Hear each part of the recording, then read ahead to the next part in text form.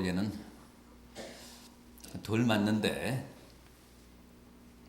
오늘 말씀의 제목이 제목인 만큼 우리 할렐루야로 인사 한번 해보죠. 할렐루야. 할렐루야. 할렐루야. 오, 잘 하시네. 난생 처음인 것 같습니다. 우리 교회 창립 이후에 처음 이렇게 인사를 해본 것 같습니다. 오늘 본문인 시편 150편은 할렐루야로 시작해서 할렐루야로 끝납니다. 1절을 보시면 할렐루야로 시작이 되고 마지막 6절도 할렐루야로 마무리가 됩니다. 할렐루야 무슨 뜻이죠? 할렐루야. 여호와를 찬양하라. 하나님을 찬양하라. 그런 말이잖아요. 굉장히 좋은 뜻입니다. 우리가 정말 태어나서 죽을 때까지 우리 입에 담고 있어야 할 말입니다. 할렐루야. 1808년 6월 18일로 알고 있습니다. 하이든이 천지창조를 작곡을 해서 비엔나 대극장에서 초연을 한 날입니다. 비엔나 필이 비엔나 대극장에서 연주를 했는데 이때는 이미 하이든이 나이가 많았어요. 그래서 제대로 걷지도 못하고 휠체어에 이제 앉아서 그 대극장까지 와서 2층 발코니에서 처음부터 끝까지 그 연주를 지켜봤습니다. 연주가 끝나고 만장의 기립박수가 터져 나왔습니다.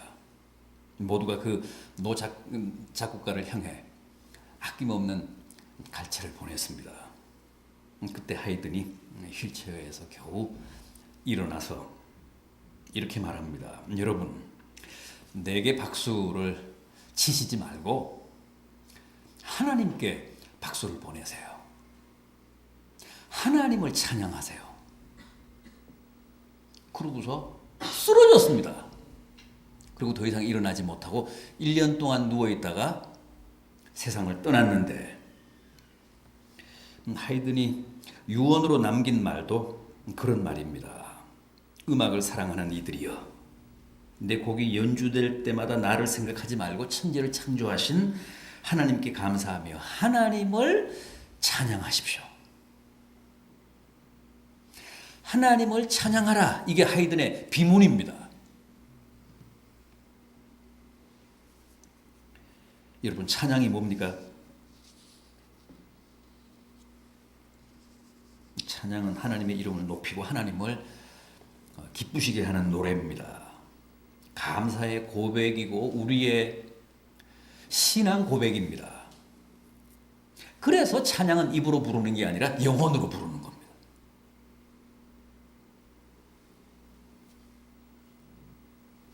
묘하게도 찬양은 같은 곡, 다 아는 곡을 반복해서 불러도 실증이 안 납니다. 참 은혜롭습니다. 또 찬양은 힘차게 부르다가 보면 가슴이 뜨거워지는 감동을 느끼게 됩니다. 성령이 역사하시는 순간입니다.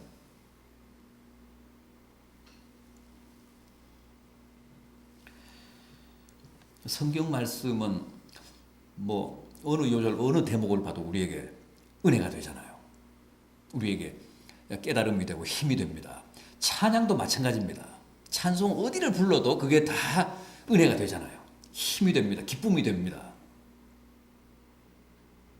그러니까 아무런 감동 없이 건성으로 찬양을 부르는 것은 그건 찬양을 모독하는 겁니다.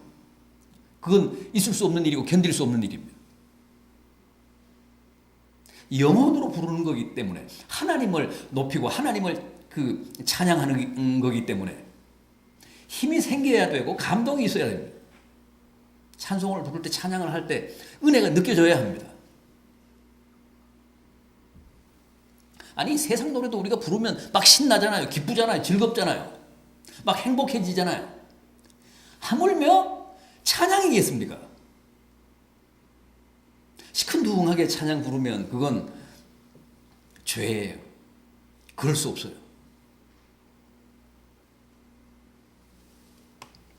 루터는 우리 마음이 하나님 말씀에 깊이 잠기고 우리의 입술이 하나님을 마음껏 찬양하지 않는 한 종교개혁은 계속돼야 된다.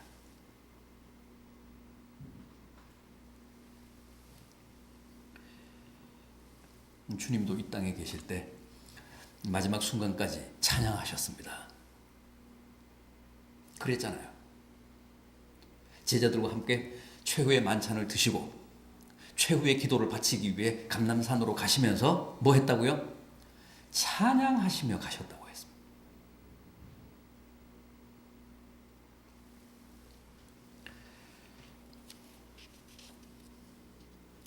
찬양은 늘 강조하는 말씀이지만 왜 우리가 소홀할 수 없냐 하면 한시적이지 않아서 그렇습니다. 영원하기 때문에 그렇습니다. 우리가 이 땅에서도 열심히 찬양을 하지만 천국 가서도 영원히 찬양합니다. 이 땅에서 찬양에 익숙하지 않으면 천국 가서 힘들어요. 영원히 찬양할 텐데 다 한시적이잖아요. 다 패합니다. 사랑은 영원하다. 사랑은 영원해요. 믿음도 패하고 소망도 패합니다. 천국 가기까지만 필요하잖아요. 설교도 패합니다. 목사는 천국 가면 실직자예요. 거기는 더 이상 설교가 없습니다. 찬양만 있습니다.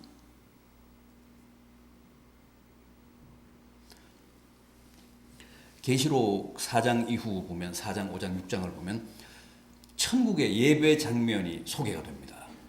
그거 한번 보십시오. 다 찬양이에요. 찬양에서 시작해서 찬양으로 끝나요. 성경 봉독도 없고 설교도 없습니다. 24장로들의 찬양이 있고 천군 천사들의 찬양이 나오고 흰옷 입은 무리들의 찬양이 나오고 다 찬양이에요. 다 찬양이에요.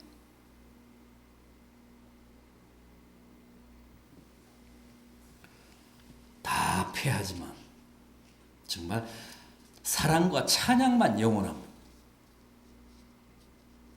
우리 천국 가서 뭐 하겠어요? 딱 두 가지. 사랑하고 찬양하는 거예요. 그래도 그게 지겹지가 않아. 더 하고 싶어요.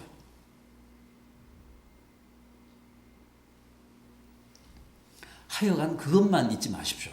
천국 가서도 찬양은 계속된다.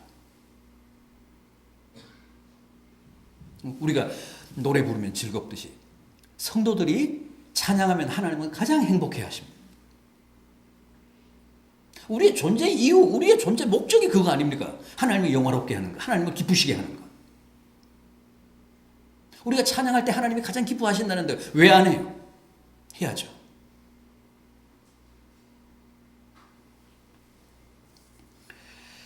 자, 그렇다면 어떻게 찬양을 우리가 밤낮으로 할 수 있을까? 영원히 할 수 있을까? 어떤 사람이 정말 찬양을 제대로 할 수 있을까? 에베소 5장 18절 이하입니다. 술 취하지 말라 이는 방탕한 것이니 곧 성령의 충만함을 받으라. 그리고 나서 뭐라고 했죠? 그리고 나서 이어지는 말씀이 뭡니까? 시와 찬미와 신령한 노래를 부르며 서로 화답하며 너희의 마음으로 주께 노래하며 찬송하며. 무슨 뜻입니까? 시와 찬미와 신령한 노래 같은 찬양이야말로 성령 충만의 열매, 성령 충만의 결과라는 뜻입니다. 정말 성령 충만해야 하나님이 감동받으시고 기뻐하실 만한 그런 찬양을 우리가 부를 수 있다는 거죠. 세상 노래는 음악적인 소양이 있어야 되지만 찬양은 중요한 게 성령 충만입니다.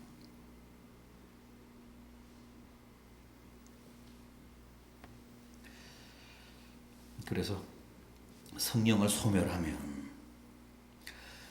우리에게서 은혜가 고갈되면 제일 먼저 찬양이 내 마음에서 우러나지를 않습니다. 왜 그럴까요? 찬양은 성령 충만의 열매이기 때문에.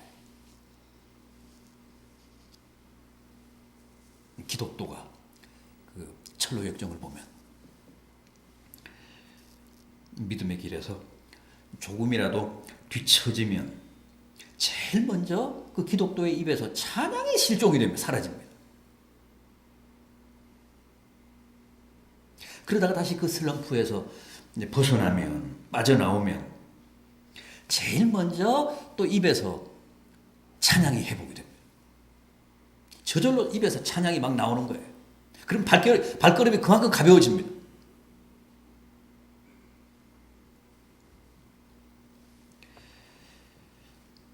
그거 틀림없습니다. 성령을 소멸하면 찬송을 잃어버리게 되고, 성령이 충만하면 내 입에 찬송이 풍성해집니다. 내 입에 찬송이 풍성해지면 내 삶이 덜 고단합니다. 신앙생활이 덜 힘듭니다.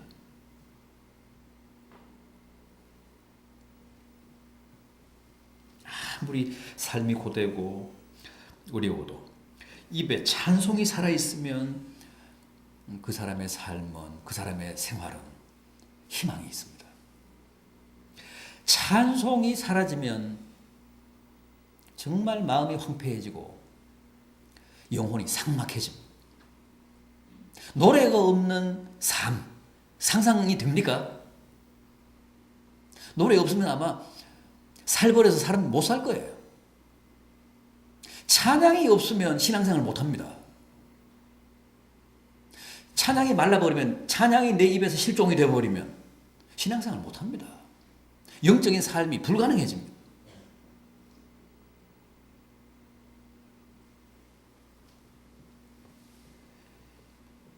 그래서 찬송은 성령 충만의 중요한 잣대가 됩니다. 내가 지금 성령 충만한가 아닌가는 내 입에 찬양이 있는가 없는가를 확인해 보시면 됩니다. 바로미터입니다. 시편 51편은 다윗의 유명한 참회시입니다. 다윗이 밧세바를 범하고 자신의 죄를 고백하면서 지은 시가 시편 51편입니다. 12절을 보면 이렇습니다. 주의 구원의 즐거움을 내게 회복시키시고. 여러분, 오전 예배도 제가 그 말씀을 드렸습니다만, 성도가 범죄하면 구원을 잃어버립니까? 안 잃어버립니다. 그럼 뭘 잃어버릴까요? 구원의 즐거움을 잃어버립니다. 이게 중요합니다. 성도가 어떤 죄를 짓는다고 해도 구원을 하나님이 빼앗아 가시지는 않습니다. 그런데 중요한 것은 성도가 범죄하면 구원의 즐거움을 못 느껴요.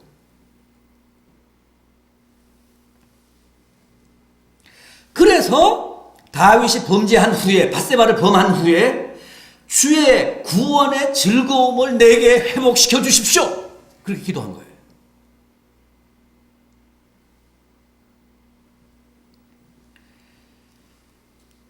구원의 감격, 구원에 대한 감사, 다시 말해서 찬양을 잃어버린다는 거죠.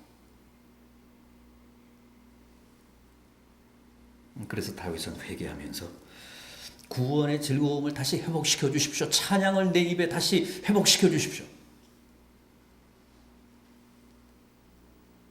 그 다음에 이어지는 14절, 15절을 보면 이렇습니다.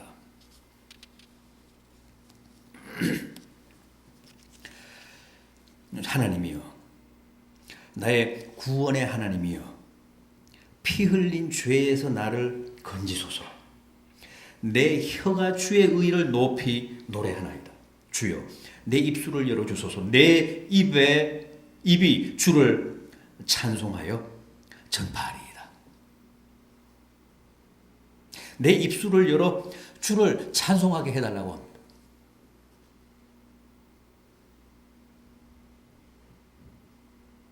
범죄하면 구원이 아니라 구원의 감격이 내 입에서 사라져서 찬송을 잃어버리게 되기 때문에 구원의 기쁨을 돌려주십시오. 내 입을 열어 하나님을 찬양하게 해주십시오. 그렇게 절절히 기도했던 겁니다. 구원의 감격인 찬양을 잃어버리면 정말 그 삶이 암울해집니다. 절망스러워집니다. 그럼 찬양은 언제 하는 겁니까?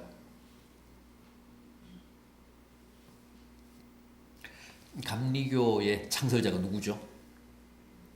요한 웨슬레죠. 우리가 잘 아는 이야기인데 웨슬레는 선교 여행을 하기 위해서 배를 타고 대서양을 건너가는 가운데 큰 풍랑을 만납니다. 배에 탄 수백 명의 승객들이 공포에 사로잡혀서 아비규환입니다. 웨슬레도 마찬가지입니다. 죽음의 공포에 자기가 사로잡혔었다고 했습니다. 그런데 그때 그 위협적인 풍랑과 사람들의 절규와 비명을 뚫고 어디에선가 찬송 소리가 들려왔습니다. 웨슬리가 깜짝 놀랐습니다. 도대체 이 와중에 누가 찬송을 부른단 말인가? 찬송 소리가 나는 쪽으로, 가판 쪽으로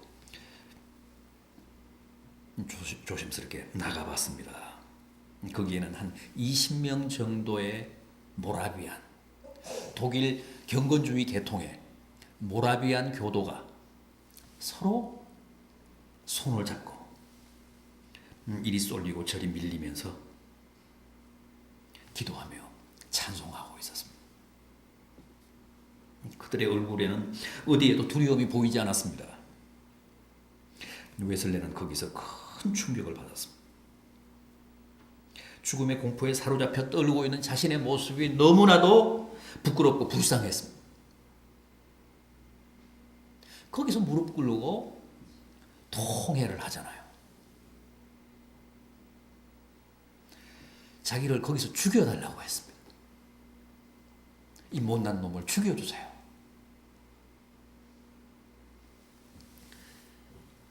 훗날 웨슬레는 바로 그때 그 살인적인 풍랑 앞에서도 전혀 두려워하지 않고 찬송하던 그 모라비안 교도들의 기도의 현장에서 자기가 거듭난다고 했습니다. 새롭게 태어난다고 했습니다.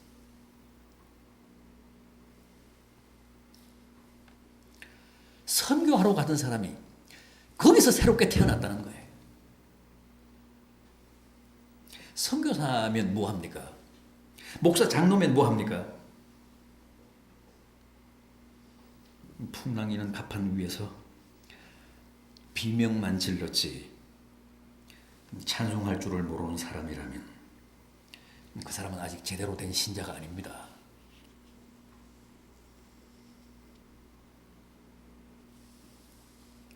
여러분, 일반적으로 기도와 찬송은 언제 하는 겁니까? 기도와 찬송은 동시적입니까? 아니면 따로입니까? 여러분들은 대개 찬송은 언제 하십니까? 고통스러울 때 하십니까? 아니면 기쁠 때 하십니까? 대개 즐거울 때, 기쁠 때 하시죠. 기도는요, 대개 힘들고 어려울 때 합니다. 그런데 사도행전 16장 보면 이 찬송과 기도를 같이 한 사건이 나오죠. 바울과 실라가 빌립보에서 전도하다가 졸지에 잡혀 들어가서 죽도록 매맞고 깊은 깊은 감옥에 갇힙니다. 한밤중에 바울과 실라가 족쇄에 체인되어 묶인 상태로 기도하며 큰 소리로 찬양하다가 놀라운 체험을 하잖아요. 기적이 일어납니다. 반전이 일어납니다. 지진이 일어났습니다.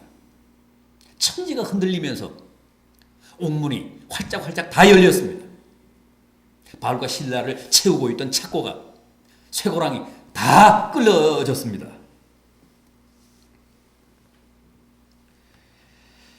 여러분, 기도는 이해가 갑니다. 왜냐하면 지금 쓰리고 아프니까 처절하게 하나님께 매달려서 기도할 수 있죠. 누구나 그 상황에서는 다 기도하게 되어 있습니다. 찬송은 좀 그렇습니다. 아플 때 찬송 잘 안 나오잖아요. 지금 등이 채찍에 맞아서 너덜너덜해졌습니다. 쓰리고 아프고 뭐 견딜 수가 없습니다.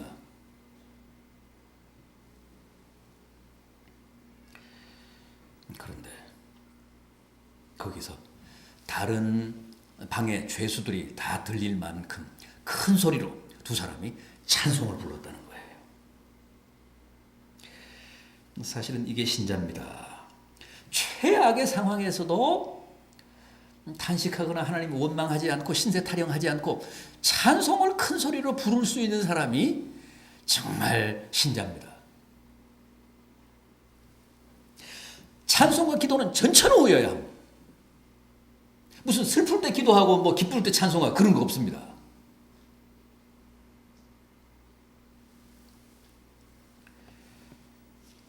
보십시오. 힘차게 기도하며 그 지하 감방에 갇혀서 찬송을 불렀는데 갑자기 그 옥토가 움직이면서 감방의 문이 열리고 메인 것이 다 풀리는 기적이 발생했습니다. 그런데 그보다 더 큰 기적이 일어나잖아요.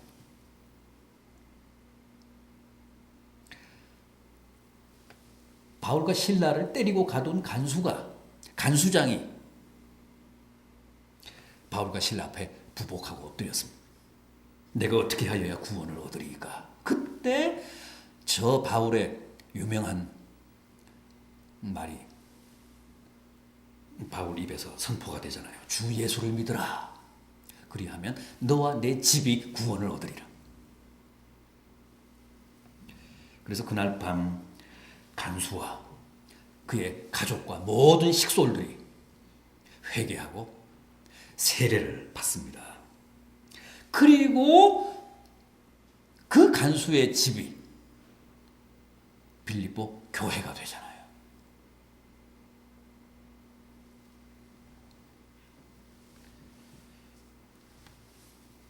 놀라운 반전입니다. 일거에 놀라운 기적이 일어나서 상황을 완전히 뒤집어 놨습니다.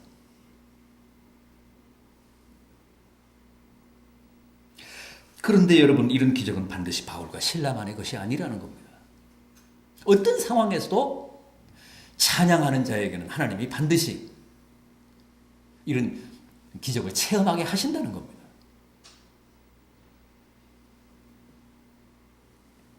오늘 우리도 얼마든지 가능합니다. 지금 여러분들 처지 어떠십니까? 혹 캄캄한 밤이십니까? 모든 문들이 모조리 옥문처럼 굳게 닫혀 있습니까? 수족이 채워져 있습니까? 맞아 터진 상처가 쓰리고 아프십니까?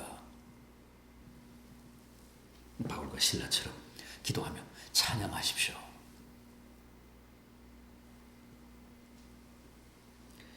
낙심천만에서 신음하고 한숨을 토할 게 아니라 힘차게 찬송하십시오. 반드시 우리 앞에서도 지진이 일어납니다. 지진이라는 게 뭡니까? 지진이 일어나면 환경이 아주 파괴적으로 변하잖아요. 하나님이 우리의 환경과 우리의 처지와 우리의 여건과 우리의 모든 조건들을 그렇게 지진이 일어난 것처럼 획기적으로 변화시켜 주신다는 뜻입니다. 불과 1초 전만 해도 여기 다 손발이 수족이 착고에 채워져 있었는데 갑자기 땅이 흔들리면서 모든 게 다 끊어졌습니다. 다 해제됐습니다. 옥문이 다 열렸습니다. 나를 때리고 옥에 가둔 사람이 내 앞에 엎드렸습니다. 이런 통쾌한 반전의 기적을 찬양하는 자들에게 하나님이 허락하신다는 겁니다. 우리는 옥에 갇히면 신세 타령하고 그냥 한숨 짓고 그러잖아요. 찬양 안 하고. 그래서 그런 기적을 체험하지 못하는 겁니다.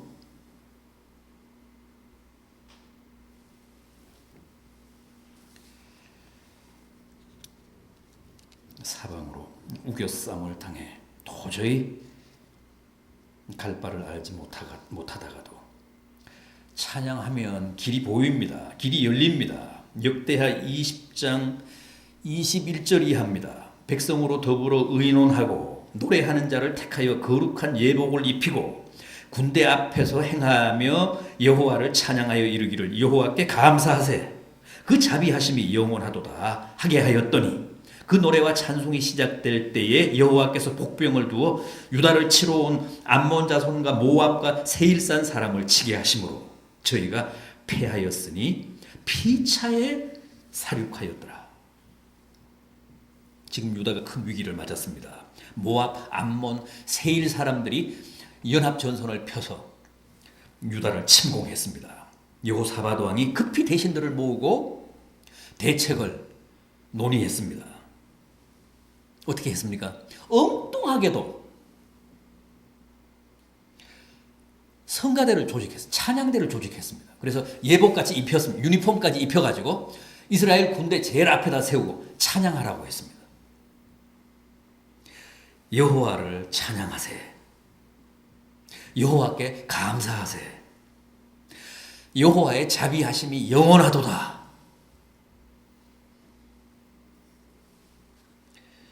그랬더니 여호와께서 복병으로 하여금 적을 치셨다고 합니다. 여기서 복병이라는 말은 천군을 말합니다. 천군을 보내서 적들을 치셨다는 거예요. 나중에는 적들이 자기들끼리 치고받았습니다. 피차에 사륙하였더라. 정신이 혼미해서 정신이 나가가지고 우군을 막 그냥 찔러서 죽였다는 거예요. 자멸했다는 거예요. 그래서 대성을 거두게 하셨습니다. 말이 안 되잖아요. 이런 전사에 이런 일이 있을 수 없잖아요. 그런데 있었습니다. 역사입니다.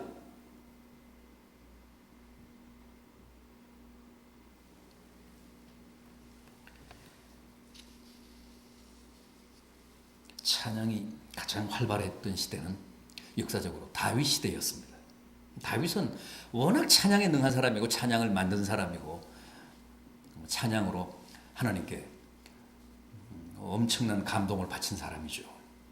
이때는 찬양대가 6천 명이 넘었어요.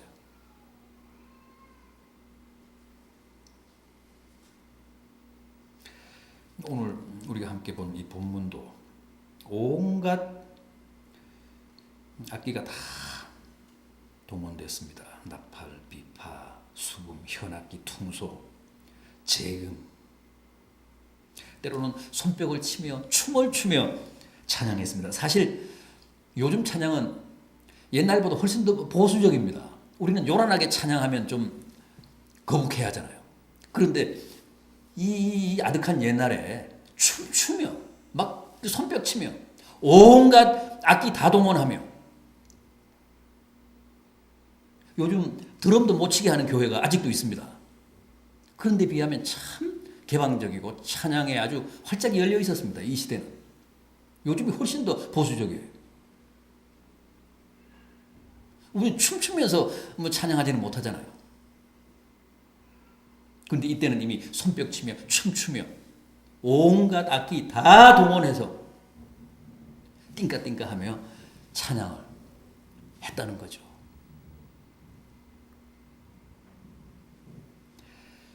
그랬기 때문에 이스라엘 사람들은 다윗 시대를 못 잊어요. 가장 행복했던 시대. 메시아가 오시면 다윗 왕국을 다시 재건하신다고 생각을 했어요. 행복지수가 가장 높았던 시대.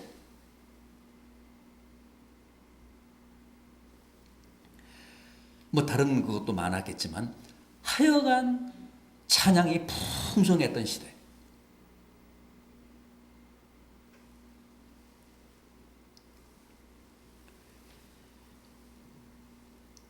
여러분, 찬양하며 사시기 바랍니다. 시편 119편을 보면 하루에 7번 찬양하라고 했습니다. 시편 113편을 보면 해 뜨는 데서부터 해 지는 때까지 찬양하라고 했습니다. 눈을 뜨면서부터 눈을 감을 때까지, 저녁에 눈을 감을 때까지 찬양하라는 뜻입니다. 오늘 본문 마지막 부분도 보십시오. 호흡이 있는 자마다 여호와를 찬양할지어다. 이게 시편의 결론입니다. 시편 전체가 150편인데 그 150편의 내용을 가장 함축한 표현이 바로 이 마지막 대목입니다. 호흡이 있는 자마다 여호와를 찬양하라. 숨 떨어지기 전에는 여호와를 찬양해야 합니다. 그게 우리 인생의 제일 되는 본분입니다. 절대 찬양에 인색하지 마십시오. 찬양이 풍성하면 여러분의 삶이 풍성해집니다. 찬양하면 나도 행복하고 하나님도 행복합니다. 찬양이 풍성하면 그 교회는 정말 행복한 교회, 살아있는 교회입니다. 그리고 그 최일선에 우리 성가대원이 나서 있습니다. 그러니까 성가대원들의 사명이 얼마나 막중합니다.